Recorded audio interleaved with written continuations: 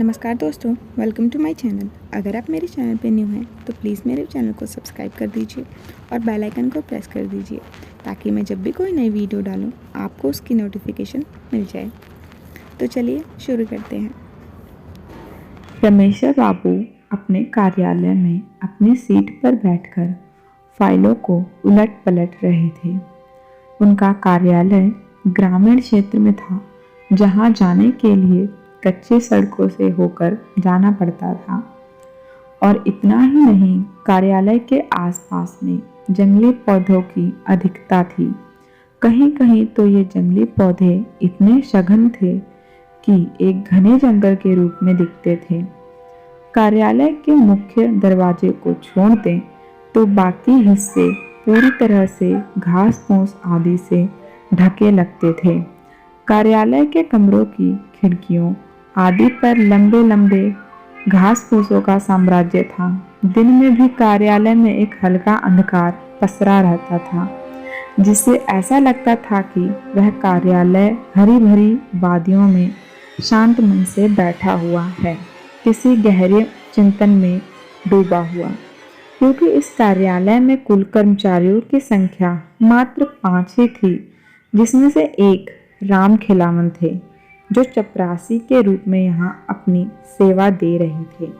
राम खिलावन ही एक ऐसे व्यक्ति थे जिनके कार्य व्यवहार से यह शांत कार्यालय कभी कभी मुखर हो उठता था और कर्मचारियों की हंसी ठिठोली से जाग उठता था। राम खिलावन जी पास के ही एक गांव के रहने वाले थे और प्रतिदिन कोई न कोई असहज घटना कार्यालय के बाकी 4 कर्मचारियों को सुनाया करते थे। वे विशेषकर जब भी कार्यालय में प्रवेश करते तो सबसे पहले रमेशर बाबू को कमरे में जाकर राम राम कहते और साथ ही शुरू हो जाते कि बाबू, कल तो गांव में गजब हो गया।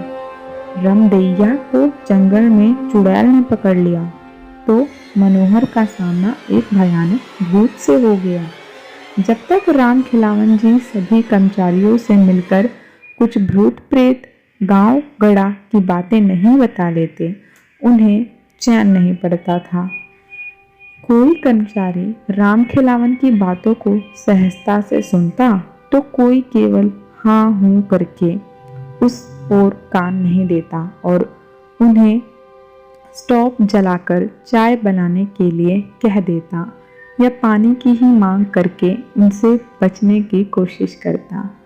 पर राम खिलावन की बातों को रमेशर बाबू ही थे जो बहुत सहजता के साथ सुनते और पूरा ध्यान देते हुए बीच बीच में हाँ हूँ करने के साथ कुछ सवाल भी पूछते।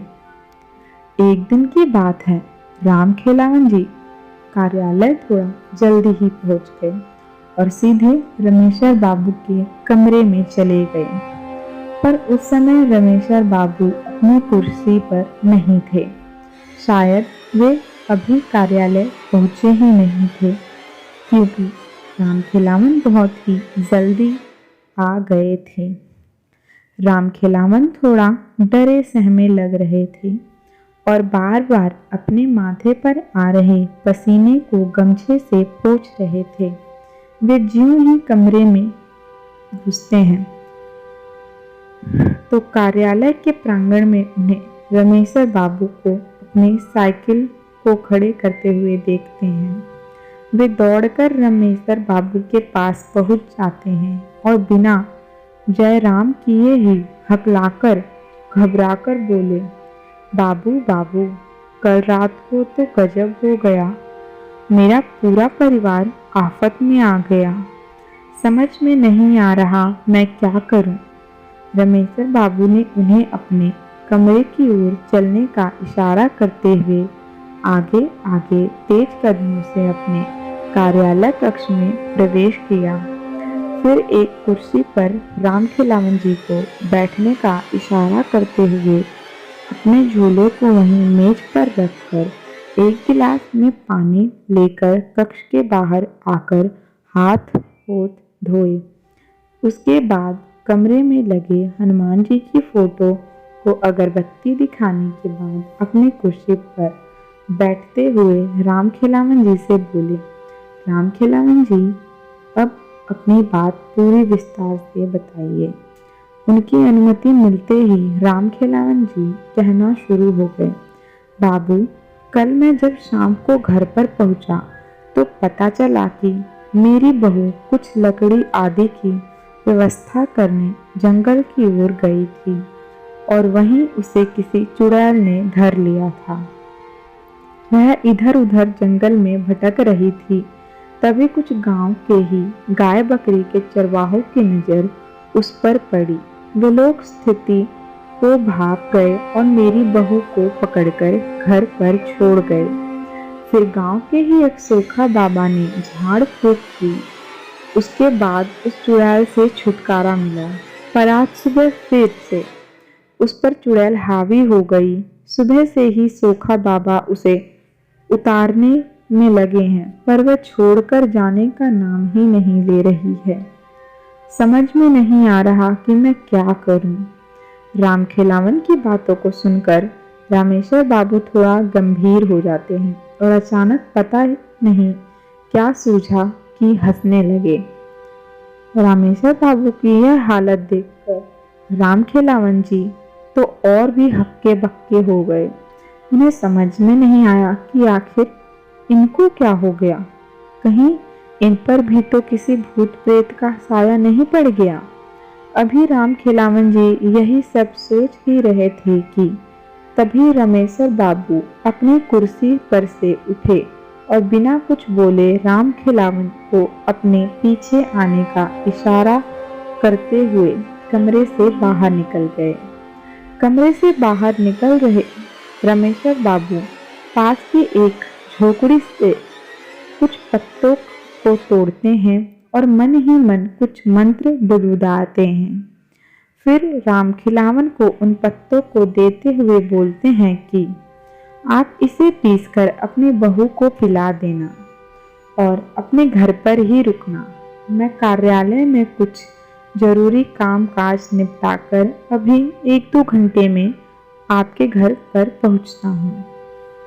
रामखेलावन जी बिना कुछ बोले सिर हिलाए और उन पत्तों को लेकर घर की ओर बढ़ गए।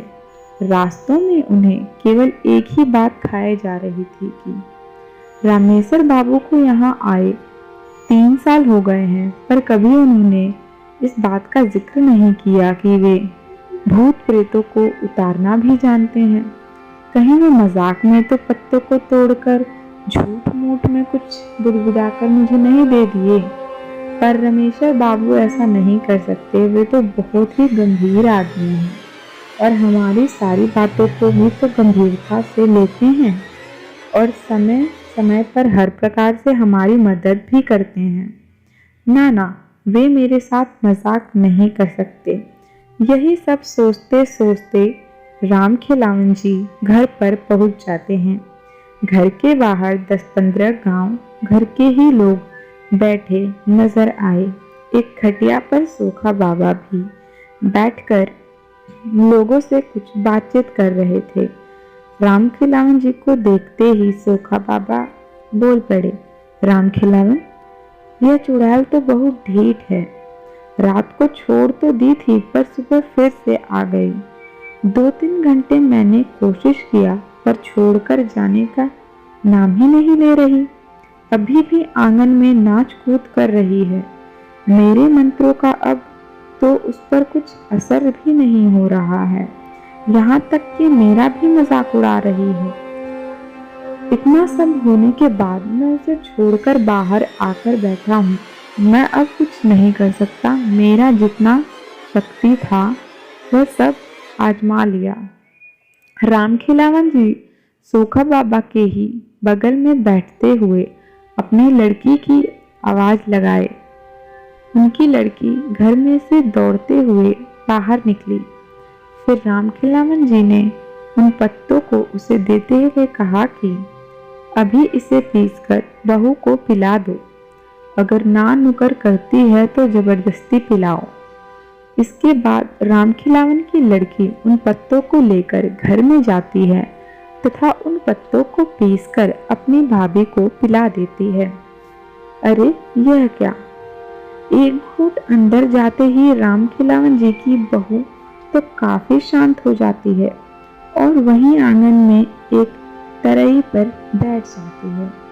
अब उसके व्यवहार में काफी अंतर आ जाता है। उसका कूदना नाचना बंद हो जाता है। राम खिलावन जी की लड़की दौड़ते हुए घर में बाहर निकलती है और राम खिलावन जी की ओर देख कर बोलती है, बाबू बाबू, भौजी को अब आराम हो गया है। वे आंगन में ही अब शांति से बैठ गई। बाहर जितने लोग बैठे थे वे सब हतप्रभ हो गए। आखिर जो चुड़ैल इतने बड़े सूखा से बस में नहीं आई, वे दो चार पत्तों को पिलाने से कैसे बस में आ सकती है?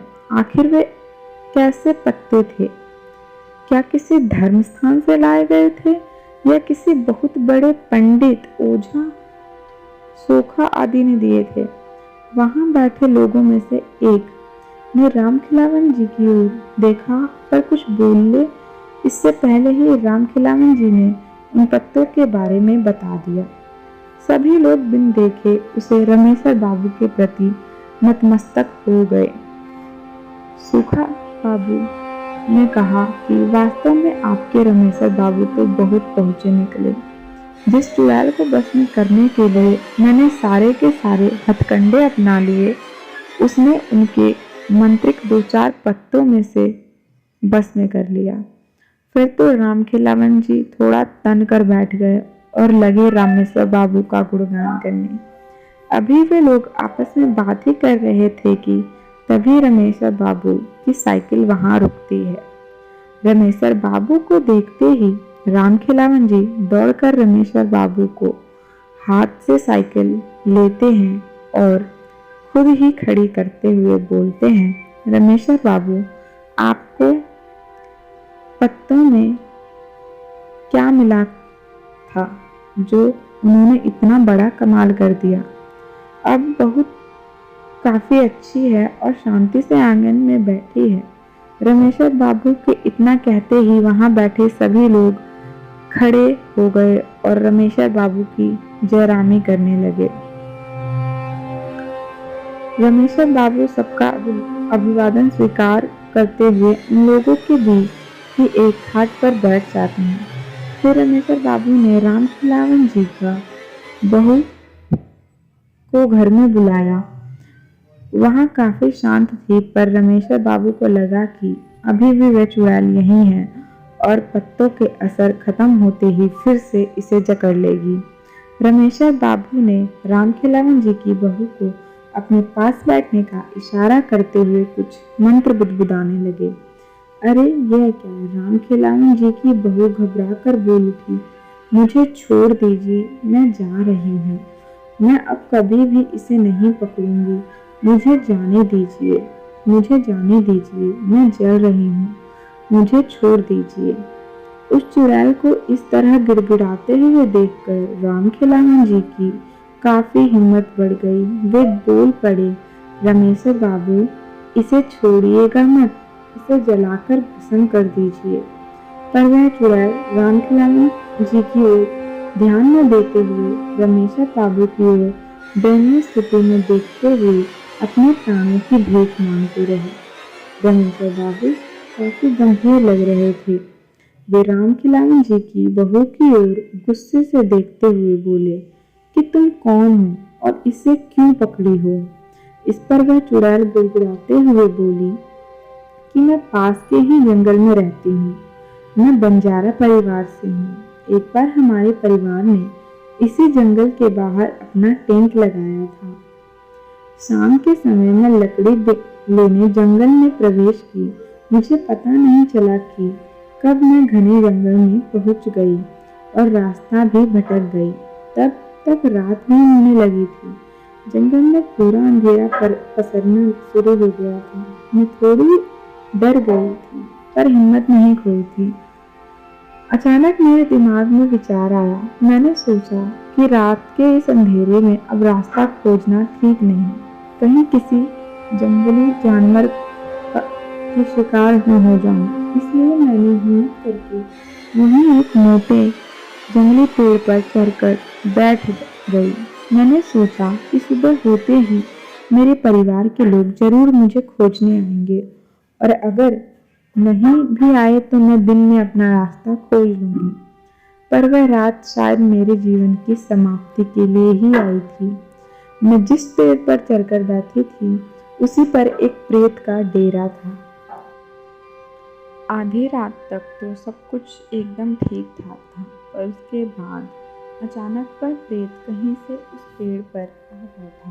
उसके आते ही जैसे पूरे जंगल में भयंकर तूफान आ गया हो। अनेकों पेड़ों की डालियां तेज हवा से डरावनी रूप से हिलने लगी थी।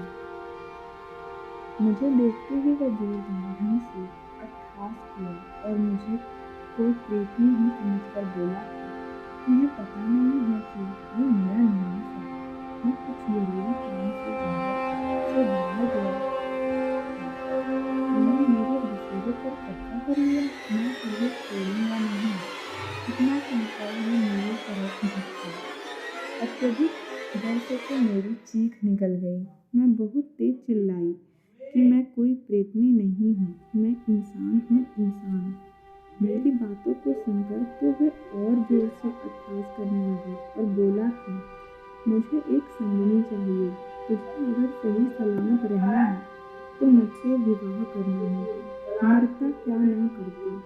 मैंने सोचा कि अब इस समय बस एक ही रास्ता है कि इसकी बातों को मान लिया जाए और दिन उगने के बाद यहाँ से खिसक लिया जाएगा। मैंने उसकी हाँ में हाँ मिलाते हुए अपनी सहमति दे दी। मुझे क्या पता था कि यह सहमति मुझ पर बहुत भारी पड़ेगी। इतना कहने के बाद राम खिलावन की बहू पर सवार वह चुड़ैल फूट फूट कर रोने लगती है। रमेश्वर बाबू थोड़े भावुक हो गए और उसके प्रति थोड़ी नरमी दिखाते हुए पानी भर लोटा उसके पीने के लिए लाते हैं। 2-4 घुट पानी पीने के बाद उसने फिर से शुरू किया।